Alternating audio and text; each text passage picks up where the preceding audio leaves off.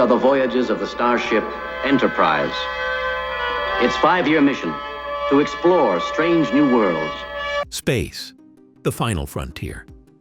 But behind the scenes of Star Trek, things were even stranger than fiction. What if I told you one actor wore fake ears and hated them? Or that a network exec tried to cancel the show before it even aired? One of the most famous Star Trek phrases was never actually spoken in the original series. Ever. Buckle in and set phasers to curiosity, because here come the top 10 strange but true facts you won't believe about the original Star Trek. Beam me up, Mr. Spock. Beam me up. Lock on transporters. Beam us up. Beam us up, quickly. Beam us up home. It's one of the most iconic phrases in pop culture. Beam me up, Scotty. But guess what? It was never actually said in the original series. Not once. Variations like, Scotty, beam us up, or simply, beam me up, do appear. But the full exact line? That was pure fan invention. The phrase started gaining traction during the show's reruns in the 1970s and became even more embedded in pop culture at fan conventions, where it was quoted over and over by Trekkies around the globe. It was catchy, easy to remember, and sounded like something Captain Kirk would absolutely say, even though he never did. Its widespread use turned it into a cultural meme long before memes existed. In fact, later Star Trek films playfully danced around the line, but still never used it verbatim. Even James Doohan, who played Scotty, admitted he never said it and was shocked by how often fans shouted it at him on the street. It's a textbook example of a pop culture Mandela effect. Such as this in the West Coast and Chicago and what have you, the show does phenomenally well. But in the Midwest, it hasn't done that well. And Leonard Nimoy's pointy ears helped define Spock, but executives at NBC weren't fans. Early in production, network execs complained that the ears looked satanic and too alien for American audiences. They wanted them gone. Gene Roddenberry fought back hard. He believed Spock's unique look was essential to the character's identity.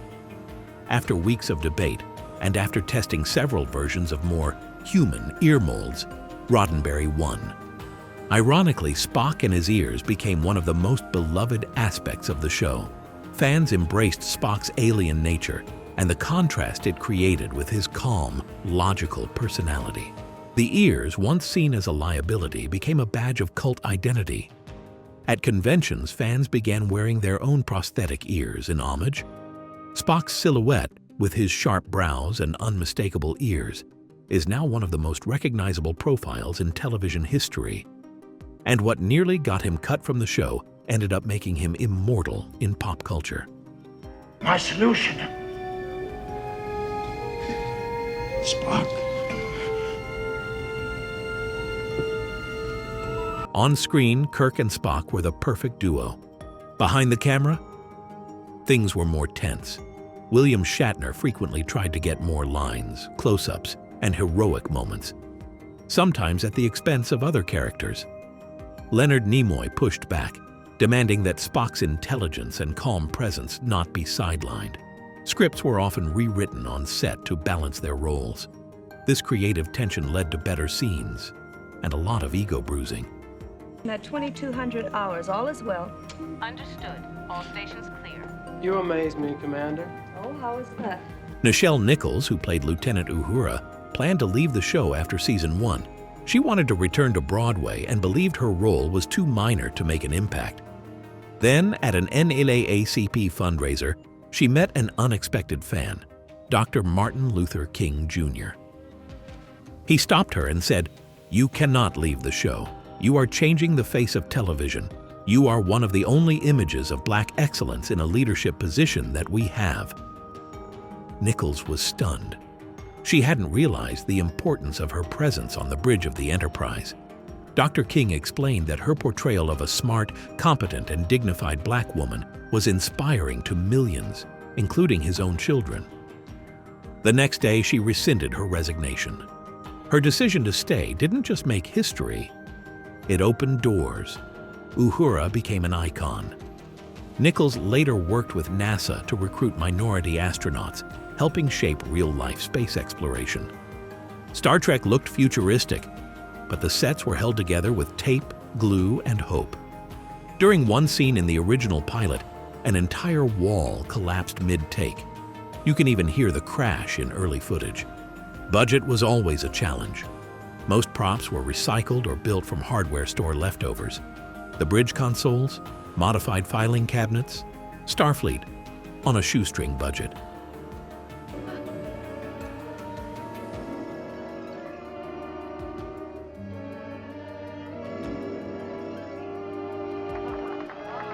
The famous Kirk Uhura kiss is often cited as TV's first interracial kiss. But did they really lock lips? During filming, NBC got cold feet. The director had the actors fake the kiss by turning their heads, or used a camera angle to obscure it. In one take, the actors purposely messed up the non-kissing versions so only the real kiss could be used. It aired, and no stations boycotted it. A quiet revolution beamed into America's living rooms.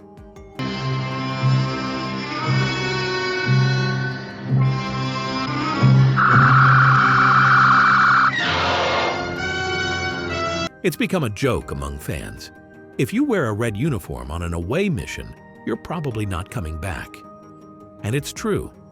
Across the series, more red-shirted crew members died than any other group, especially security officers. Writers used them to raise the stakes without killing off main characters. The red shirt death became so iconic it's now a pop culture trope. Captain. Kirk here. Captain. Strange clouds, Earth. Flip open the communicator, tap to speak. Sound familiar? That's because the original Star Trek communicator directly inspired the design of early flip phones. Motorola engineers openly admitted that their StarTAC phone was modeled after Captain Kirk's iconic gadget. Science fiction predicted science fact. In early drafts, Spock was supposed to have red skin, not just pointy ears. Why? To make him appear truly alien. But the makeup didn't translate well to black and white TVs, where red looked pitch black. The team scrapped it, going with yellow-tinged skin and greenish makeup instead. Add the ears and arched brows, and the Spock we know was born. Here's the kicker. NBC almost rejected Star Trek entirely because of Spock. Execs called him satanic and too controversial. Some affiliates even threatened not to air the show. Roddenberry had to fight for Spock's place, arguing he represented logic, peace, and humanity's better nature. Eventually, execs gave in, reluctantly. Today, Spock is the face of the franchise. Star Trek boldly went where no show had gone before, not just in space, but in storytelling, diversity, and boundary-pushing weirdness. From red shirt funerals to MLK cameos to fake kisses and foam sets, its behind-the-scenes history is just as legendary as what we saw on screen. So which fact warped your mind the most? Let us know in the comments, like this video, and subscribe for more sci-fi secrets. Here at Real Truths, we'll always dig up the strangest stories in the galaxy. Live long and stay strange.